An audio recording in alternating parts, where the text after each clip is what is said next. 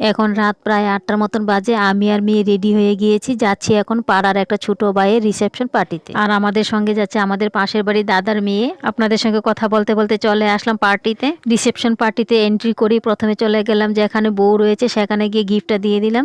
তারপর কিছুক্ষণ সময় সবার সঙ্গে বসে একটু গল্প গুজব করে নিয়েছি। তারপরে আমরা বসে পড়লাম খাওয়া দাওয়া করতে। প্রথমেই দিয়ে দিল ফ্রাইড রাইস, তার সঙ্গে দিয়ে দিল মাছের মাথা দিয়ে মুগ ডাল। আর আমি একটু লেবু নিয়ে ভালো করে চটকে নিলাম। তার সঙ্গে দিয়ে দিল এখন কুমড়ি ডাল। আর কুমড়িটা খেতে খেতে চলে আসলো মিক্স সবজির সঙ্গে পনির দিয়ে একটা বানানো একটা সবজি, বেশ দারুণ হয়েছে। তার সঙ্গে চলে আসলো ডিম কষা, আর একই সঙ্গে চলে আসলো কাতলা পুস্ত। কাতলা পুস্তটা খেতে না খেতেই চলে আসলো গিয়ে চিকেনটা বেশ দারুণ হয়েছিল। চিকেন দেওয়ার সঙ্গে সঙ্গে স্যালাড আর পাঁপড়টাও দিয়ে দিল। আমি আর মেয়ে টেবিলের এক পাশে বসেছিলাম, আর অপর পাশে বসেছিল দাদার মেয়ে আর পাড়ার এক দিদি। বেশ গল্প করতে করতে খাওয়া দাওয়া করছিলাম। খাওয়া দাওয়া প্রায় শেষের পথে। এখন চলে আসলো চাটনিটা খাওয়ার পরে চলে আসলো রসমালাই। চলুন এখন আমরা রসমালাইটা এনজয় করি। এই ছিল আজকের মতন রিসেপশনের একটা mini blog. Thank you for watching.